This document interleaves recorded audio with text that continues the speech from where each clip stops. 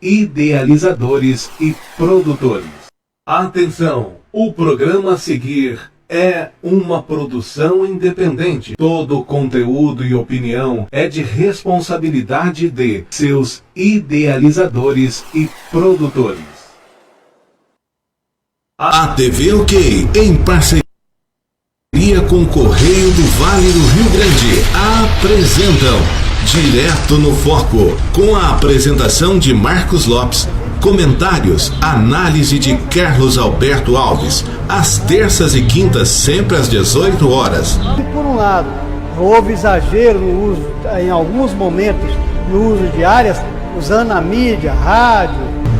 A notícia vista por todos os ângulos que interessa você. A análise, o comentário, Direto no Foco.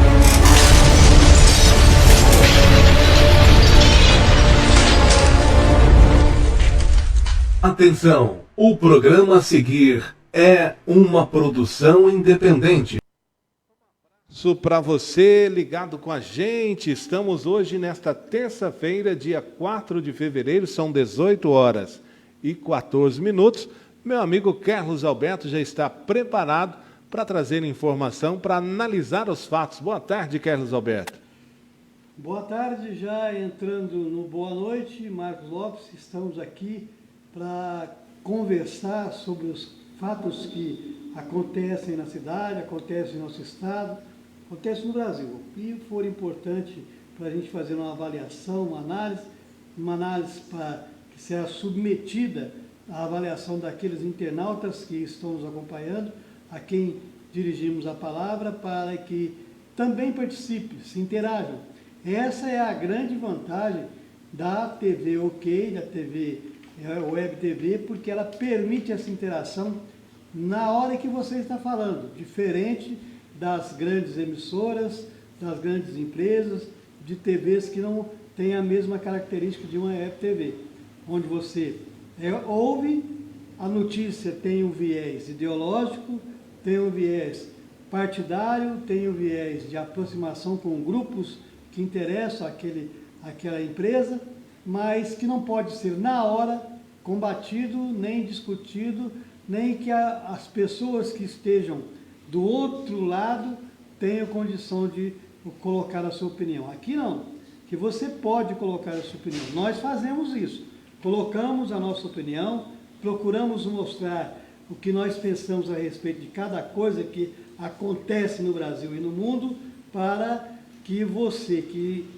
tem tempo, que se dedica um tempo a nos ouvir e nos ver, também possa interagir e dizer o que pensa das coisas. É assim que nós pretendemos implementar. E uma coisa importante, nós temos um viés que faço questão de ressaltar.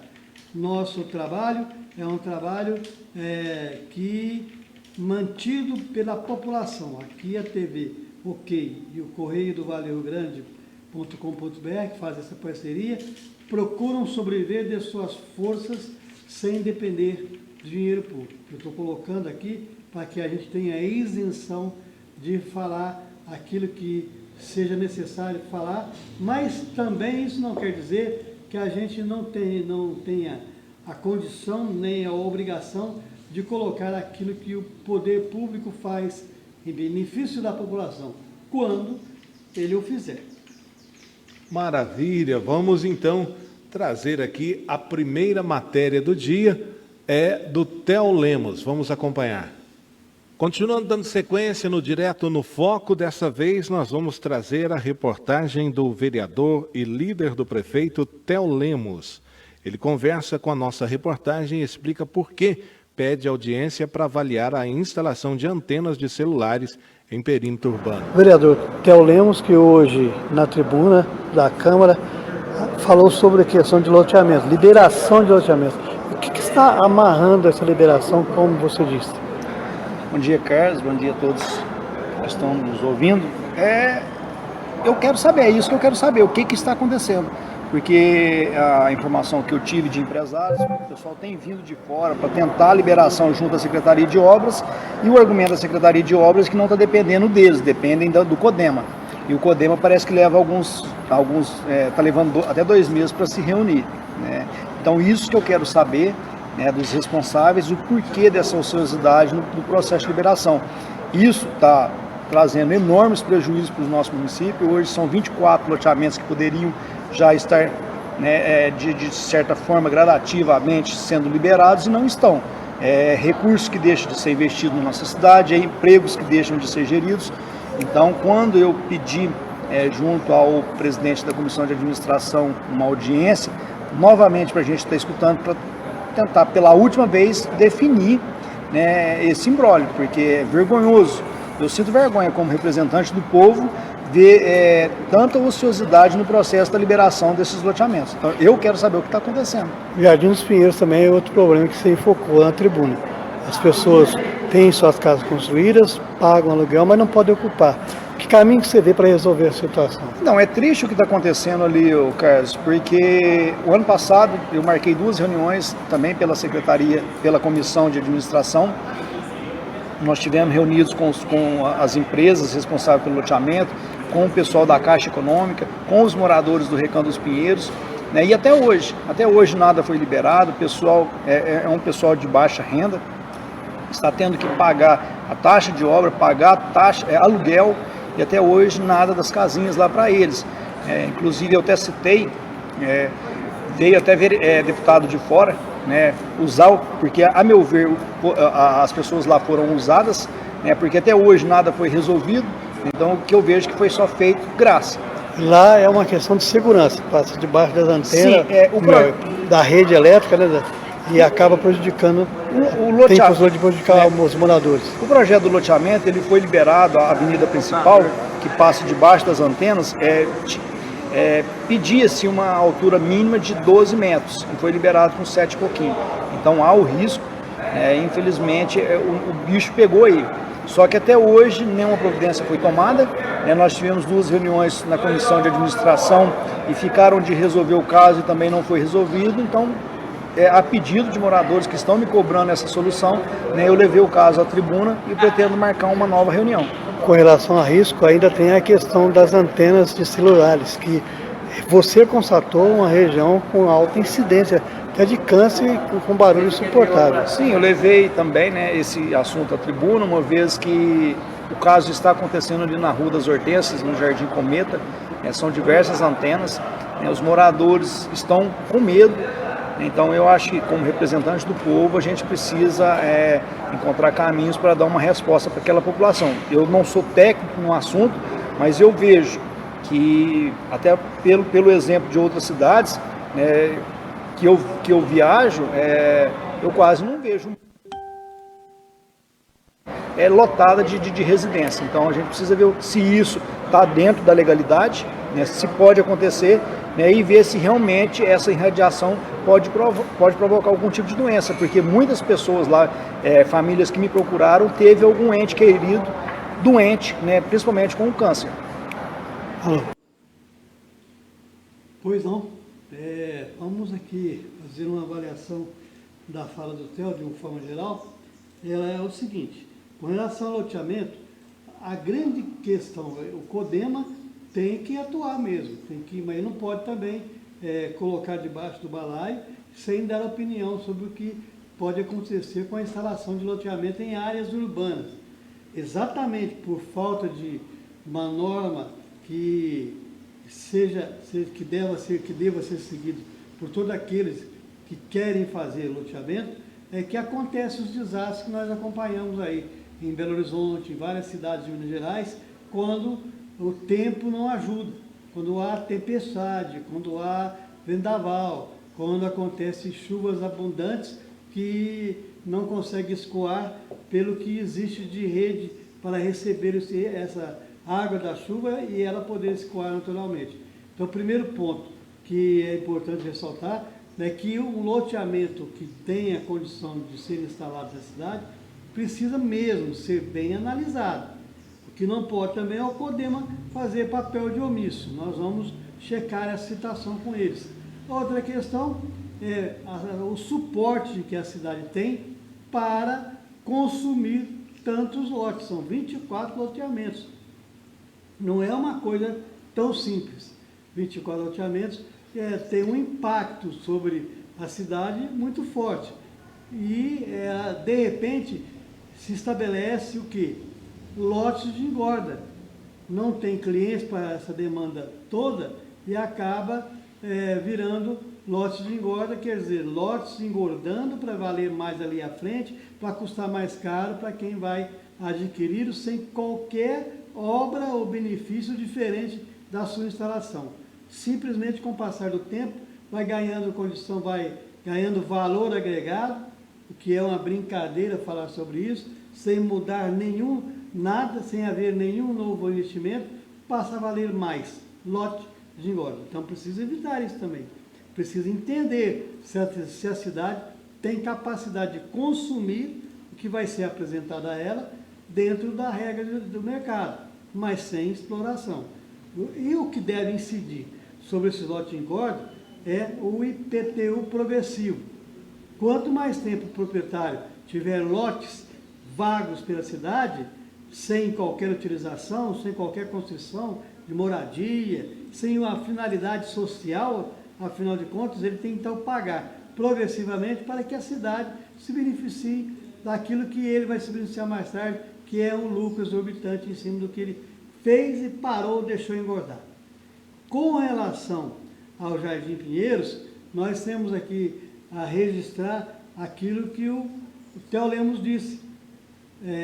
Esteve aqui na cidade, o Cleitinho, fez uma auê, fez uma festa, bateu na casa do prefeito. Quando eu falo bateu na casa do prefeito, eu estou falando do prédio municipal onde ele administra a cidade.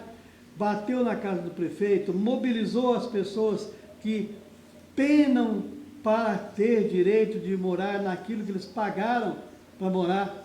E por um erro técnico, se estava avisado aos engenheiros que fizeram a obra, que a altura do chão até onde está a rede elétrica debaixo das torres, ali, a rede elétrica debaixo dos fios que ligam uma torre na outra, era de 12 metros essa altura, eles fizeram com 7 metros, é um erro técnico.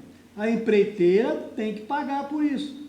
Ou ela arruma uma solução para o problema, muda a avenida de localização, faz essa via virar uma via com arborização, cria uma solução para o problema, ou então ela paga aos moradores para construir em outro local que não tem esse risco da rede elétrica. O Cleitinho fez uma festa e aí sabe o que acontece? Aquilo que ele faz aqui em Passos, as pessoas acordaram, com certeza, porque estão vendo que resultado não houve até agora. Embora tenha batido na casa do prefeito, ligado para a CEMIG, do gabinete do prefeito, dizendo que faria isso, faria aquilo, não fez nada, está devendo resposta à população de Passos.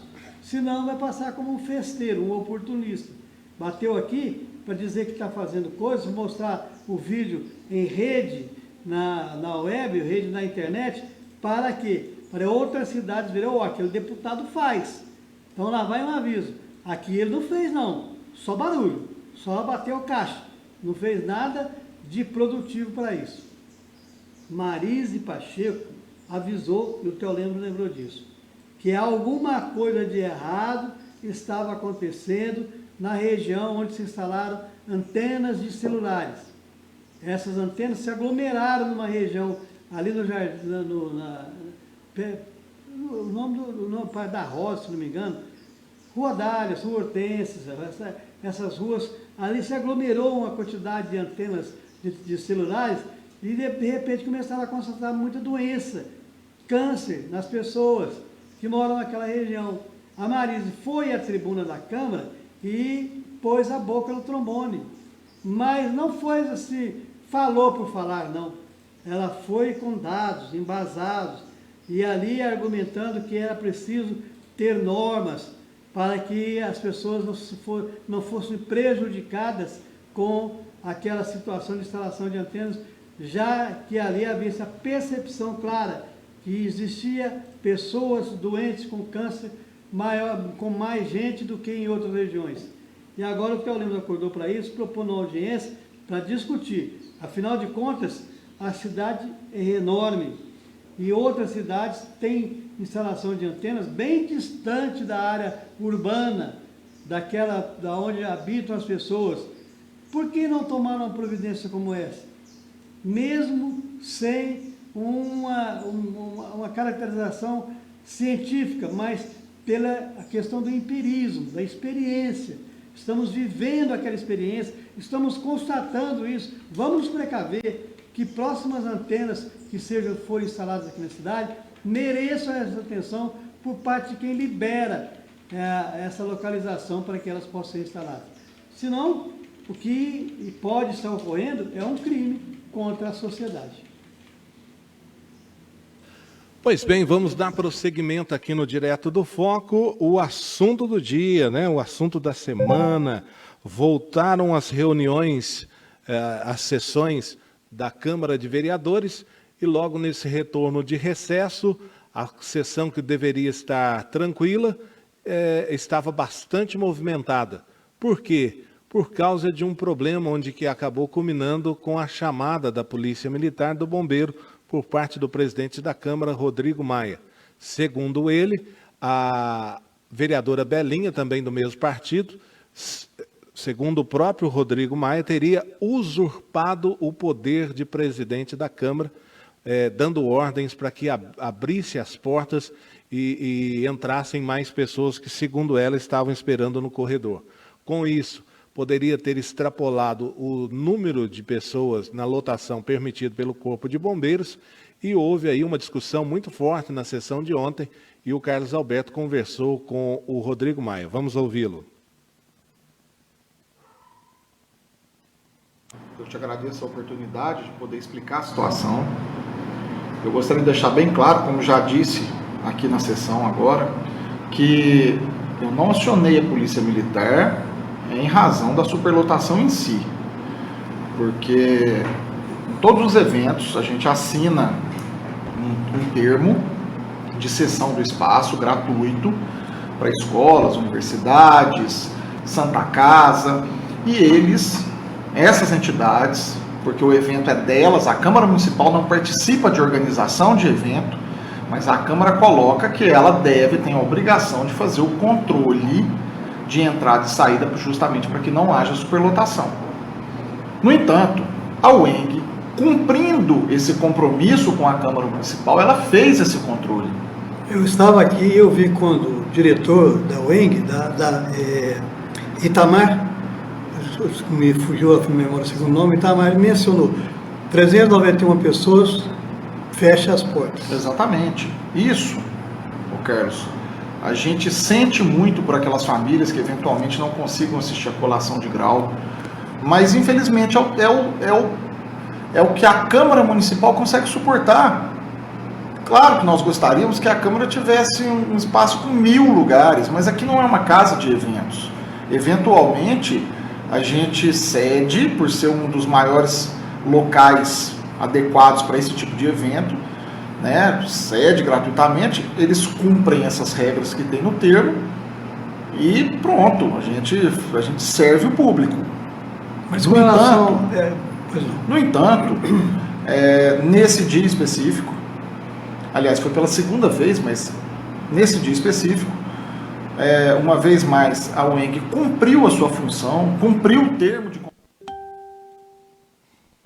cessão gratuito do espaço, o empréstimo. No entanto, a vereadora Belinha, ela vem e desautoriza o que está em contrato.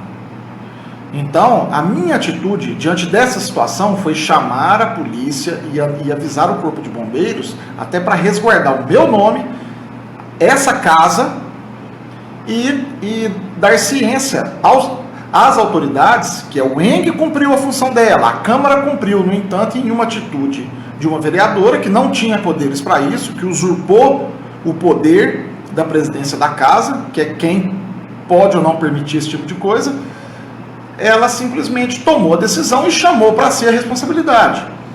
Eventualmente, se a casa for punida, ela será responsabilizada. Se a casa amanhã receber qualquer tipo de multa, o erário público pode até vir a pagar, mas entrará com uma ação de regresso contra a vereadora. Não cabe uma questão ser colocada a comissão de ética? Pode ser, isso está sendo ainda analisado pelo nosso jurídico, mas não é em princípio a nossa intenção. Eu acho que a vereadora, ela até não tinha muita noção ali do quanto ela estava cometendo um ato grave, mas se for necessário que se instaure a comissão de ética para apurar esse fato, nós não vamos nos furtar de fazer. Sou eu, Marcos Lopes? Sou eu? É o seguinte, o que nós vamos ouvir a Belinha. Aliás, nós tínhamos feito uma gravação, mas por incompatibilidade de programas, não vai ser possível utilizar a gravação com ela, que nós fizemos hoje de manhã. Mas o que ela fala na gravação está também no pronunciamento da tribuna que ela fez ontem, quase que no mesmo tom de voz mansa, sossegada, calminha. Isso, vamos ter aí um compacto do pronunciamento dos dois que fizeram na Câmara, viu, Carlos Alberto? Tá bom, então você vai rodar ela primeiro? Você prefere analisar só a versão do Rodrigo ou tudo depois? Deixa do Rodrigo, eu não vou comentar agora. Vou comentar o que estava acontecendo na Câmara ontem. Tranquila, uma sessão ordinária, a primeira do mês, a primeira do ano de 2020, dia 3 de fevereiro, sem nenhum sobressalto. 3 requerimentos para serem aprovados foram votados sem trauma nenhum. Pronunciamento na tribuna, até o momento da chegada da Belinha, o de praxe. A Aline falando do governo municipal com pedras na mão, fazendo o seu papel de oposição, criticando, cobrando, aquilo que compete a ela como uma vereadora fazer. Cadê? Não terminou o Centro de Iniciação Esportiva até hoje? O que está acontecendo com as questões que ficaram para ser realizadas desde o ano passado até agora não realizaram? Então ela foi firme, bateu. Dona Cida agora começa a mostrar toda a sua indignação com a falta de ação, com a falta de gestão na vida do prefeito municipal, que não consegue gerir a cidade. Ela lamentou a situação das ruas, que são verdadeiras peneiras, não tem um lugar onde você possa passar que você não depare com um buraco. E já esses buracos causando não só dissabores materiais, carro que quebrou, moto que quebrou, bicicleta que caiu dentro do buraco, não só isso. Agora também prejudicando vidas, morrendo pessoas por acidentes com relação à existência de buraco, culpado o buraco. Isso é culpa da prefeitura, isso é falta de eficiência do trabalho. E agora, o Renatinho, no momento de chuva, de chuvas torrenciais caindo sobre a cidade, resolve fazer a operação tapa-buraco. Renatinho, isso é falta de respeito. Você é um homem que as pessoas admiram pela sua tranquilidade, pela sua serenidade, pela sua honestidade. Até agora, não colocado em xeque. Mas isso que você está fazendo com o cidadão passense precisa ser investigado. Não pode continuar sendo feito desse jeito. É desrespeitoso. Você é pago para trabalhar o dinheiro público com respeito. O que você está fazendo é jogar dinheiro no buraco, é jogar dinheiro fora, pelo ralo. Isso não pode acontecer. E aí a dona Cida, que é uma aliada do Renatinho, vem e diz exatamente o que eu estou dizendo. Não é possível uma gestão fazer o que o Renatinho está fazendo. É desrespeitoso com a população. O dinheiro público merece ser melhor usado. Falta remédio na farmácia básica. Falta o ICI ser terminado, o Centro de Iniciação Esportiva ser terminado. Tem 4 milhões lá na Caixa Federal para essa obra terminar. E você não consegue levar a coisa à frente. Será que nós vamos ter ali um esqueleto armado pela incompetência de quem administra a cidade, é o único nome possível. Ontem, o doutor Rodrigo Barreto, que é da base do Renatinho, quando comentou sobre a situação do buraco que existe na Rua das Nações, na Avenida das Nações, lá no Viraíca, disse exatamente isso, que até tinha dado um tempo para que as coisas acontecessem de forma definitiva, mas não aconteceram, e o buraco voltou a acontecer. O que voltou a acontecer foi o buraco. Olha para você ver, olha, internauta, do que nós estamos falando. O que é isso? Se sabia que o serviço que tinha que ser feito lá era recuperar a drenagem, reconstruir a drenagem, para ligar as duas redes que ali eram divididas naquele local, por que não o fizeram? Optaram pelo mais ou menos, optaram para a coisa aparente. Se o Renatinho está pensando que com isso está fazendo marketing político para a sua administração, desculpa, mas ele vai para o buraco junto com os buracos que ele não consegue fechar. Bom, então continuando aí com aquele assunto da semana, assunto do mês, que é a discussão na Câmara, problema com bombeiros, com polícia, com vereadores, enfim. Nós vamos agora ouvir o que a vereadora Belinha falou ontem na sessão. Diminua o nosso espaço, nós podemos ficar no espaço menor, nós podemos subir cá para cima, nós podemos afastar aqui. Em tempo que se encontra no plenário, acompanhada do seu amigo e doutor Evair. Eu cheguei na casa por volta de 7h30, adentrei pela garagem. Quando cheguei à porta do plenário, senhor presidente, a porta estava fechada. 3 seguranças da MGS, ou seja, a segurança havia sido reforçada, porque a anterior tinham 2. E os seguranças da MGS já vieram me receber de uma forma meio que arrogante, dizendo que a senhora não manda na casa, a ordem veio de vocês para fechar as portas, e eu disse a ele, fui presidente da Câmara por 2 anos, e com muito orgulho, eleita pelos meus colegas vereadores, a qual pude conduzir os trabalhos por aqui, e jamais esta vereadora, na condição de presidente, fechei as portas para ninguém. E em momento algum, senhor presidente, como foi relatado por vossa senhoria e no áudio, e até mesmo numa entrevista dada à rádio, dizendo que esta vereadora descumpriu as normativas do Corpo de Bombeiro. Calmamente eu vou explicar para vocês. Eu não descumpri nenhuma regra do Corpo de Bombeiro, e até porque respeito muito a entidade. Eu quero ver as normativas do Corpo de Bombeiro se impede as pessoas de adentrar ao plenário e permanecerem no corredor. Quando eu cheguei à casa, tinha mais ou menos umas 30 para 40 pessoas no corredor. Corredor ali onde fica a galeria. Entre essas pessoas tinha gestantes e uma senhora idosa que tentava assistir à formatura do seu bisneto do lado de fora do vidro. Esta vereadora ficou eufórica, enraivada, porque aqui é a casa do povo.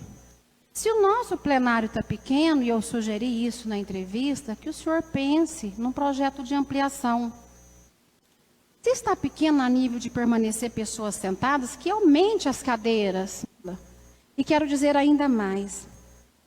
Depois do acontecido, recebi, e quero até agradecer a muitos telefonemas e mensagens de advogados que me ligaram e parabenizando, porque eu representei a classe deles, afastar essa construção e ampliar. O vereador Dentinho, quando entrou nessa Câmara de Presidente, ele modernizou isso aqui. Escolas, universidades, Santa Casa, para diversas entidades do município, nós fazemos um termo. E por exigência do Corpo de Bombeiros, sim, aqui existe uma placa ali.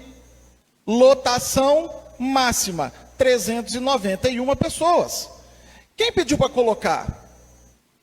O Corpo de Bombeiros. Porque Vossa Excelência, na verdade, não terminou o processo licitatório para se fazer a reforma para atender o Corpo de Bombeiros. Bom, eu pedi para o Marcos Lopes cortar porque é o seguinte, nós demos a oportunidade ao Rodrigo Maia de falar primeiro. Ele falou.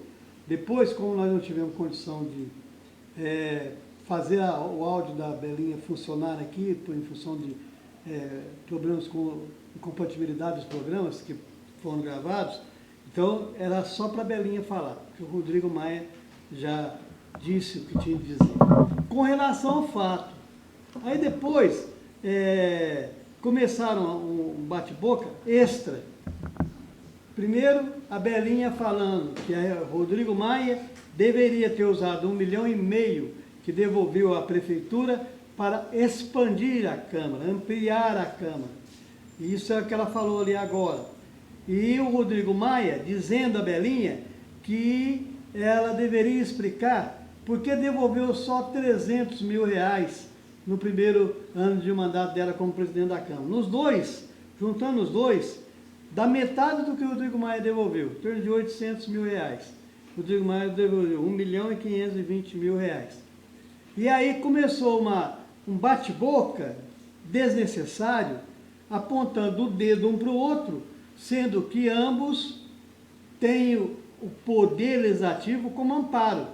Então, Rodrigo Maia devolveu 1,5 milhão, está errado? Então dá um jeito de acionar ele aí com relação a esse erro, dizendo como, por quê? Porque se ele tem a obrigação de devolver o valor que sobrou naquele período, daquele ano de legislatura, para a Prefeitura, ele o fez. Isso a lei obriga ele a fazer, ele não pode ficar com o dinheiro lá guardado na Câmara no fim do ano. Não usou, devolve.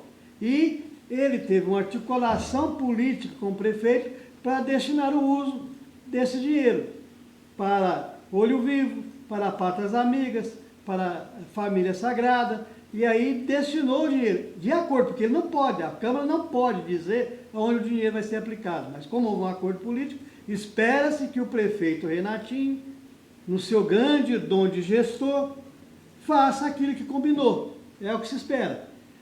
Com a Belinha, aconteceu diferente, ela gastou, diz ela que gastou em obras, e algumas delas nós vimos mesmo acontecer, como ela diz, com relação a um trabalho realizado no piso da área administrativa da Câmara, que estava fundando. Ela aplicou dinheiro lá. Mas tem uma coisa que é incontestável. As diárias gastas no período dela atingiram 60 mil reais. Na época do Rodrigo, agora, que o Rodrigo é presidente no primeiro ano da sua presidência, 12 mil reais. A diferença é bem gritante. E nós defendimos aqui, como defendemos sempre, que diárias não tinham que ser pagas para vereador, não. Eles ganham subsídio que garante a eles a condição de exercer bem o seu mandato. Tem alguém que discorda, dá nome técnico, mas a verdade é subsídio não pode ser comparado a salário. Não pode ser comparado a vencimento como meio de vida. O vereador antes de mais nada, um profissional a seu tempo, mesmo enquanto exerce a vereança, em outra atividade. Capinador de roça, limpador de jardim, auxiliar médico, advogado, professor. Ele é isso na vida real, naquela vida que sai dos gabinetes para atender o dia a dia e levar a comida para a mesa do cidadão. É isso que é o exercício da vereança. Então está aí uma coisa que diferencia um do outro. Mas o mais importante, que eu quero convidar você para refletir comigo. Qual o papel de um vereador? Sabem me dizer? Eu vou raciocinar junto com todos. O vereador tem que fiscalizar, fazer leis. Duas coisas importantes do vereador, para que ele cumpra bem o seu papel. Além de apoiar atividades sociais que beneficiam a comunidade. De estar junto em momentos importantes da vida do cidadão, como, por exemplo, de uma formatura. Beleza, isso também é um convívio social, é ali que o vereador vai conversar, vai saber as dificuldades de instalação de escritório, de como as pessoas podem conviver numa situação de recém-formado. É interessante. Só que o que a vereadora Belinha fez extrapola muito isso. Ela é vereadora para cumprir as leis como exemplo. Não importa se por acaso tenham ficado pessoas de fora para que a lotação da Câmara, determinada por laudo do Corpo de Bombeiro, que o Corpo de Bombeiro não vai lá e olha e fala assim, aqui cabe 391, vai ser 391. Aqui cabe 100, aqui vai ser 100. Não é isso. Ele elabora um laudo. Ele envia esse laudo e manda instalar uma placa, ó, lotação máxima, 391 pessoas. É uma ordem legal, não é uma ordem abusiva. Embasado tecnicamente, né? Embasado tecnicamente. Muito bem, Marcos Lopes. Embasado tecnicamente. Então, é obrigação da vereadora cumprir a lei. Se ela tivesse que sair do seu lugar para ir lá, para tentar se dar bem com as pessoas que estavam barradas naquele momento, ela teria que ter dito, olha, é lei. A lei a gente tem que cumprir. Eu, como cidadã, vereadora da minha cidade, tenho que cumprir a lei. Não estimular que a lei não seja cumprida. Olha, é verdade, sim, ela me disse isso até, que em muitos lugares, se forem seguir a risca, e citou o CPN, por exemplo, ela citou dizendo que também pode cometer, principalmente nos réveillons, pode cometer superlotação. Olha, não é porque alguém descumpre a lei que você está autorizado a descumprir também. A Belinha errou feio. Ela errou feio, pode até ter ganho os votos. Numa atitude política, ela foi mais inteligente que o Renatinho, por exemplo.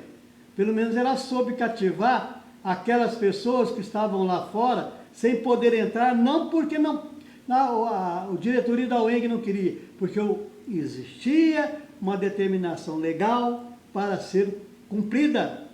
Tinha que ser cumprida, não desobedecida. E ela não fez um confronto com o Rodrigo Maia, como ela quer fazer, como ela quer dizer que está fazendo. Um confronto em que o Rodrigo acusa ela de até que o Rodrigo entrou nesse jogo agora. Uma bobagem que ele fez, irrelevante para uma situação como essa. Mas a questão não é essa. A questão é, Belinha, você é vereadora, você está obrigada a obedecer à lei. Você sabe quando o cidadão pode descumprir a lei? Você sabe se existe uma opção em que isso seja uma coisa possível, palatável, sabe? Pois bem, quando Hitler instalou o fascismo na Alemanha e as pessoas começaram a morrer na câmara de gás, e não pensem vocês que as pessoas eram levadas, empurradas para o gás e pronto. Existia um amparo legal. Era para purificar a raça germânica.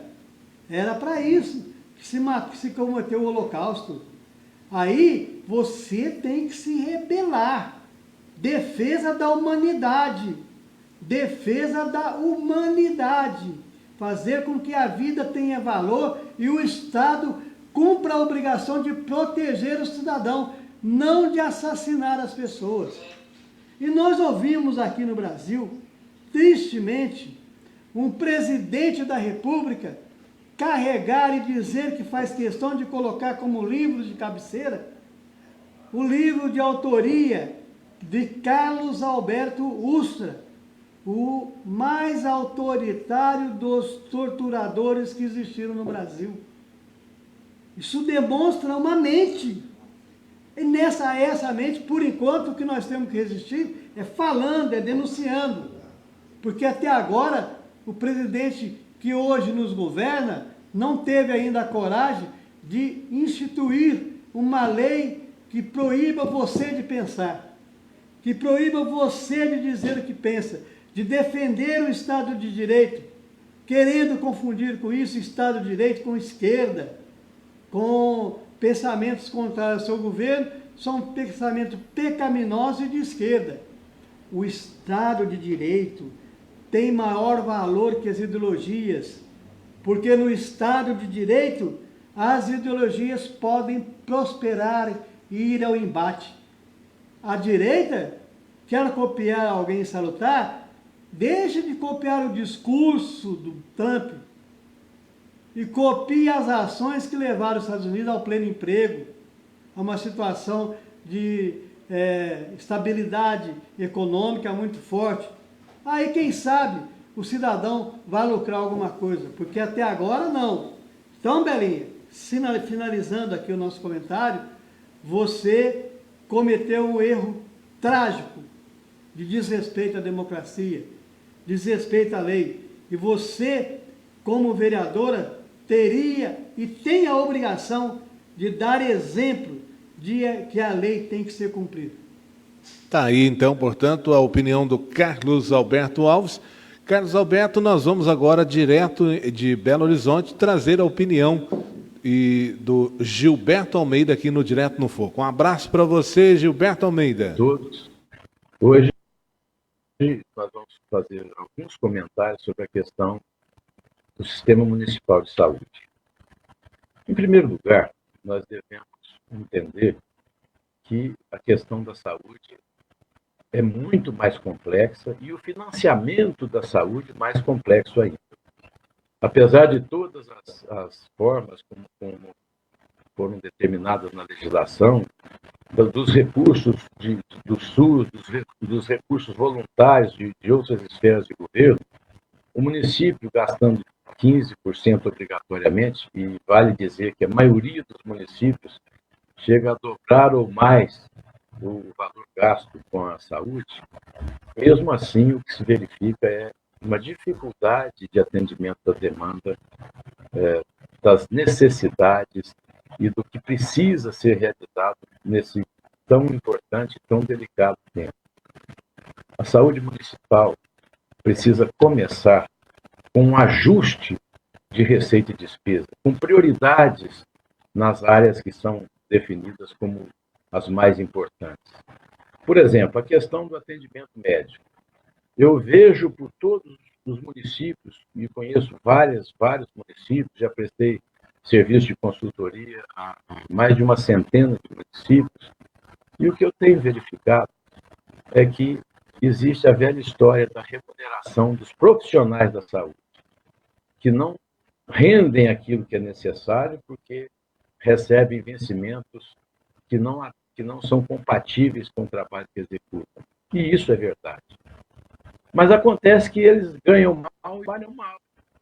Alguém uma vez disse que o governo finge que paga, o município finge que recebe e o paciente finge que está curado. Esse é o processo. O Adib Jatene, que teve atitudes memoráveis na sua postura como ministro da Saúde, criou uma fonte de financiamento provisória, que era o imposto do cheque, o CPMF, cujos recursos deveriam ser todos repassados para financiamento da saúde.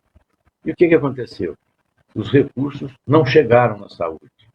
E o ministro, o saudoso Adib Jatene, teve a coragem, ao contrário de vários ministros que pedem demissão e dizem que é por razões particulares, teve a coragem de se demitir do ministério e dizer: olha, eu saí porque eu criei um monstro que era com uma finalidade muito boa, que todos suportariam o sacrifício para a saúde nacional, mas os recursos não estão chegando. O município faz o pagamento de um medicamento que a responsabilidade, geralmente medicamentos mais caros, é do Estado ou da União, ele deve obedecer o mandado judicial, mas, ato contínuo, entrar com uma ação de ressarcimento.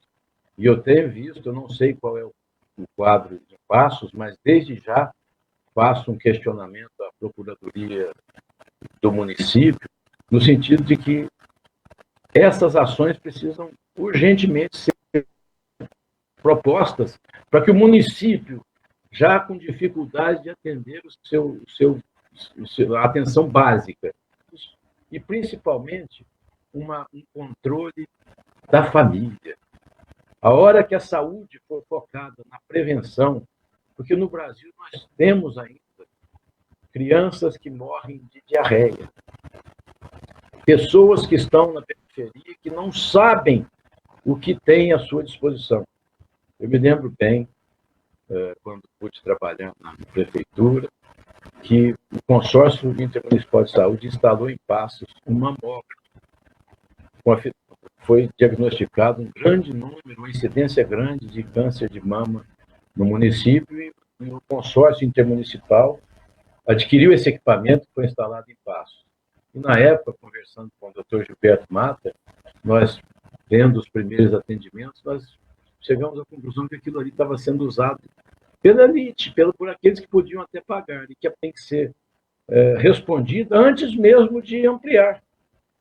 Os programas de saúde da família, que fazem um bom trabalho, precisam ser ampliados aqui, como essas que eu acabei de dizer. Então, eu gostaria muito que, na simplicidade da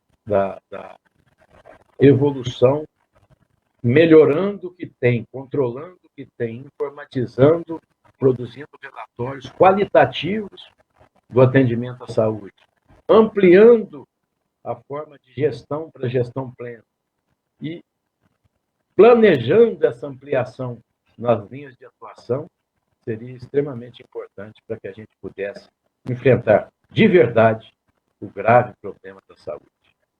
E já que estamos falando de saúde, aqui no Direto no Foco, eu quero agradecer ao Gilberto Almeida. Antes, portanto, da participação das dicas sobre e a notícia sobre o coronavírus, o Carlos Alberto quer falar. Carlos Alberto, por favor, fique à vontade, amigo. Não, eu queria aproveitar para comentar um debate que eu vi nas redes sociais, para poder mostrar como é que é a visão do SUS, Sistema Único de Saúde, o Programa de Saúde do Brasil, bancado pelo governo que estiver de plantão, tem uma visão holística de tudo que rodeia a saúde como um todo.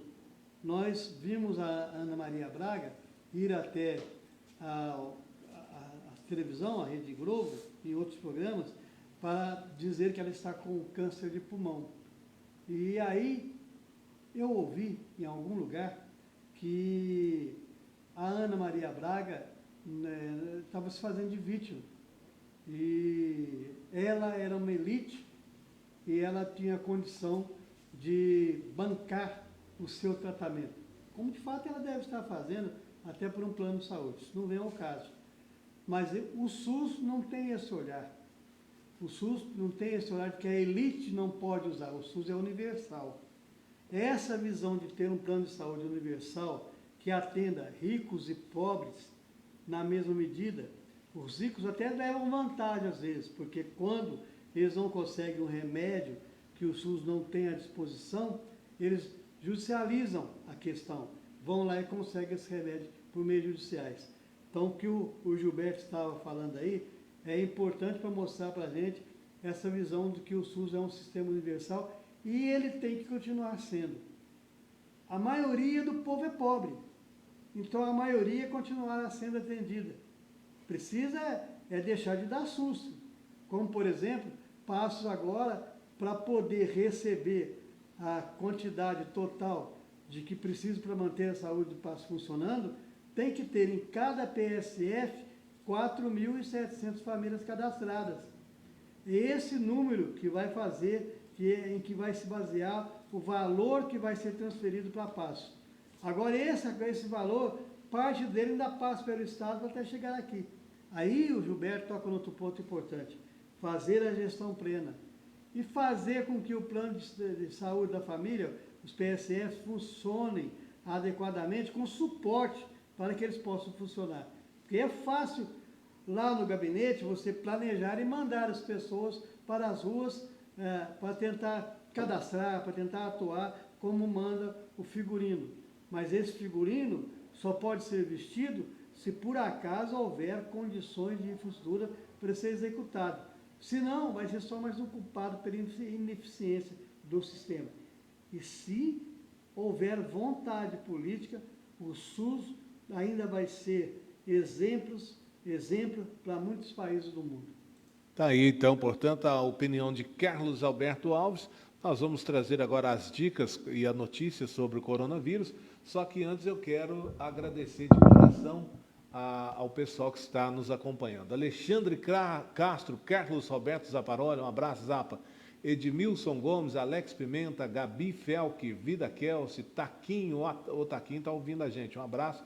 Eunice Sônia, Vera Vilela, José Faria, Luciene dos Reis, Cláudia Costa, Aretuza, um abraço, Aretuza, Denise Andrade, Laís Ferreira, a Graça, um abraço, a Graça, ao Abdala Júnior, um abraço, Abdala, Fátima Maria, Jéssica, o Adivaldo Hernani, Adel Lopes, a Lúcia Helena, Luiz Henrique, Laís Barbosa, o Aquiles Glintas também está acompanhando a gente, o Eliseu Quirino, a Rossana Calas, um abraço, Andréia Cortez, Cássio Mendonça, Silvia Faria, Silvia Helena, José Ronaldo, Bruna Melo, a Lisângela e a todos que estão nos acompanhando através dos grupos que a gente compartilha. Vamos trazer informações sobre o coronavírus. Fique atento.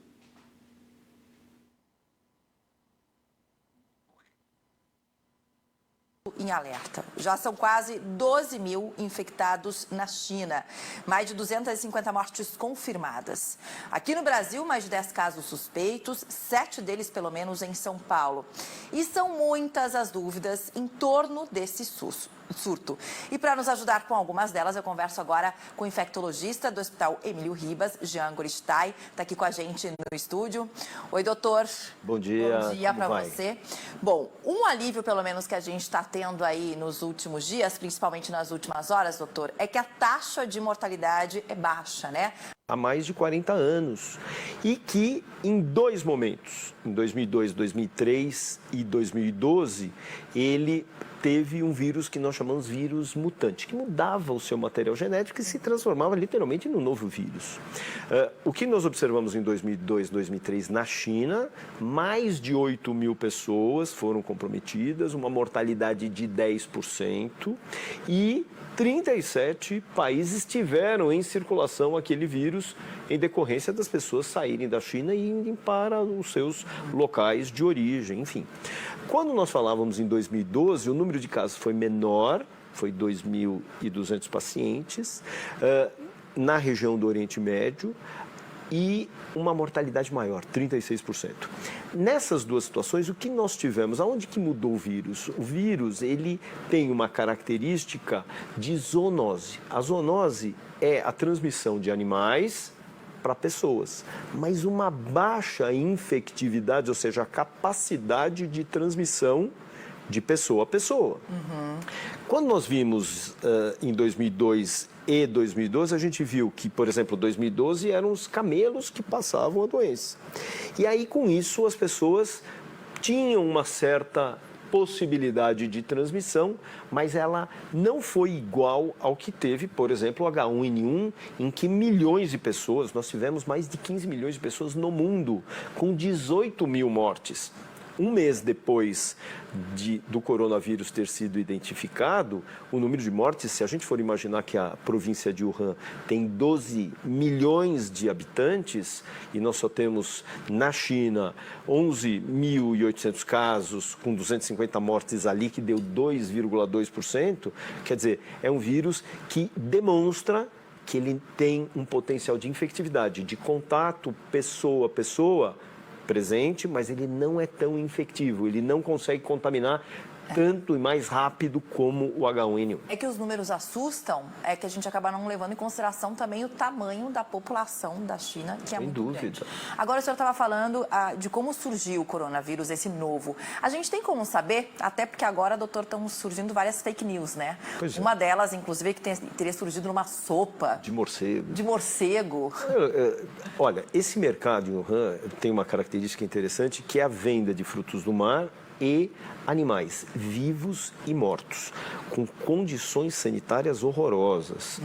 Então, a venda de cobras, de insetos, de morcegos, enfim, da cultura. Isso é cultural. né? Cachorro.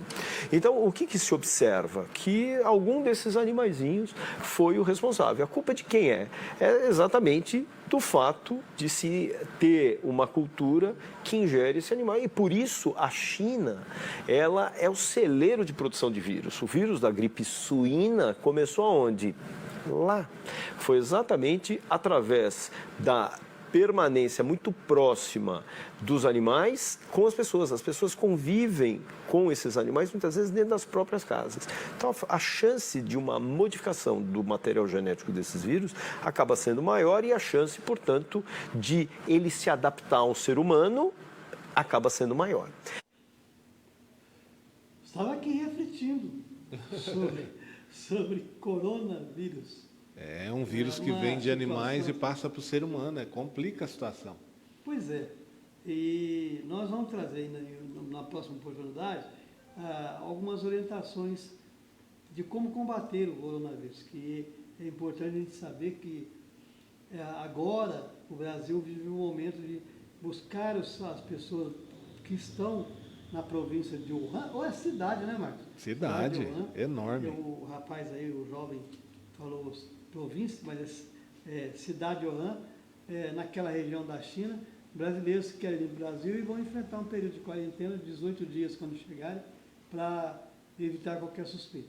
O que está me chamando a atenção é que a maioria dos países, França, Estados Unidos, estão indo buscar os cidadãos.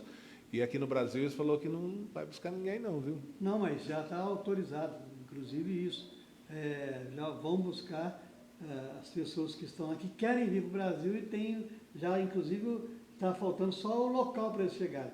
Essa questão já o governo resolveu. Primeiro o governo falou, como você acabou de dizer, não vamos buscar porque está lá, pelo menos o uísque é só por lá. Depois, quando os outros países começaram a buscar, aí acabou o argumento. A questão de risco existe, mas já tem a quarentena. Seguir o parâmetro dos outros países, então vamos buscar.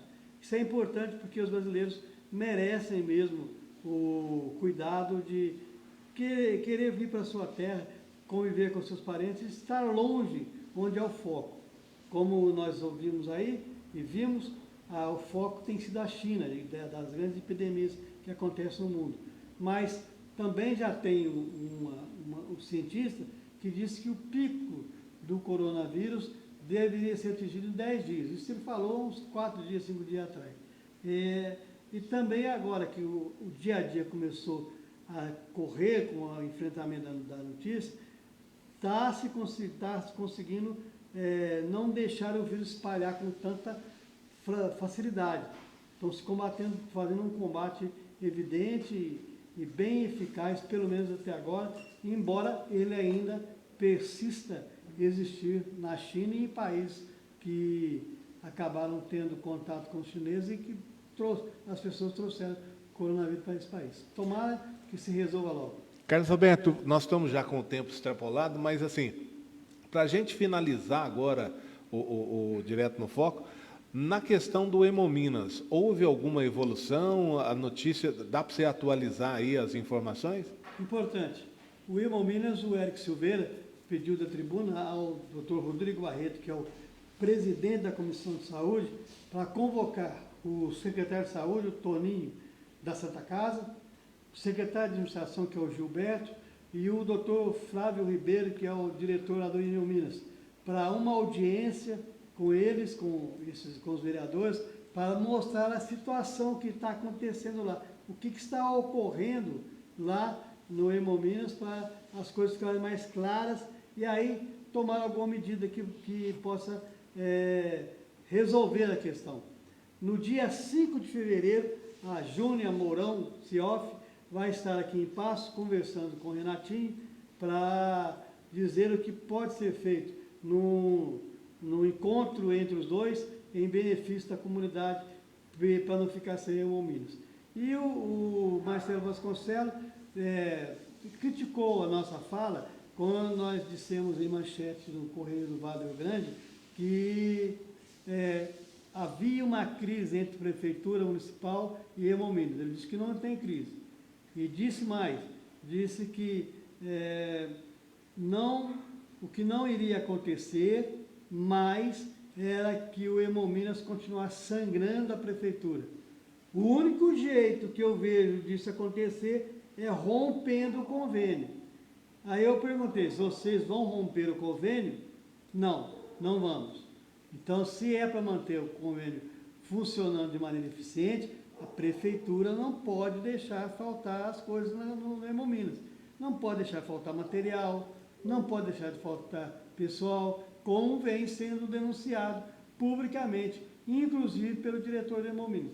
Resolver, e outra coisa, viu, Marcos? Outra coisa, a prefeitura tem que começar a pensar em solução definitiva para aquele local.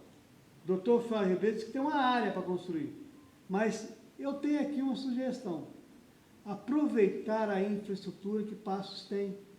Está lá o Otto Krakauer fechado, o Hospital Otto Krakauer fechado.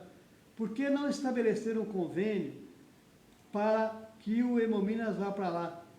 Ali é uma entidade filantrópica que presta serviço à comunidade. Não seria difícil o diálogo para esse uso ser cedido à prefeitura. Aí seria um avanço muito grande, porque lá tem espaço para colocar a Secretaria de Saúde, para colocar lá as unidades de saúde que possam rodear aquela região e ainda ter o benefício de instalar o Hemominas ali. Era um jeito de resolver o problema da infraestrutura. Tá certo. Você está esperando eu falar tchau?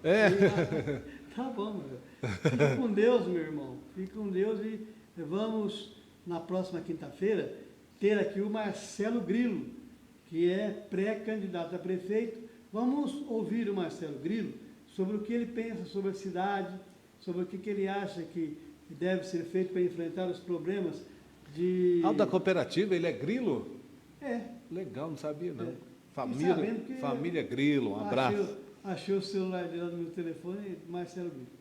Marcelo da cooperativa dos caminhoneiros. É bom a gente falar também que de todos os pré-candidatos que se anunciaram até agora, que se revelaram, nós entrevistamos todos, falta aí o Fábio e o Renatinho, né, Carlinhos? Isso aí nós vamos ter que fazer. Já mencionamos o convite ao Eric e a algumas pessoas. Do Renatinho não, mas nós vamos enviar ofício para que as pessoas saibam que nós estamos interessados em ouvir todos, sem qualquer distinção. E que a nossa opinião não tem nada a ver com o direito das pessoas se expressarem aquilo que elas desejam para a nossa cidade. Um abraço. Abraço e até quinta-feira, se Deus quiser. Até quinta para você também. Stardust. Aqui você fala a língua do mundo. Aprenda as habilidades linguísticas, compreensão e confiança para falar inglês e abra seu mundo na Stardust. Stardust extensivo. Turmas reduzidas para garantir o melhor aprendizado. Stardust VIP. Aulas individuais com flexibilidade de horário. Stardust Online. Aulas online e ao vivo pelo Skype. E tudo isso, claro, com o professor que faz toda a diferença. Stardust. 29 anos levando o inglês a sério.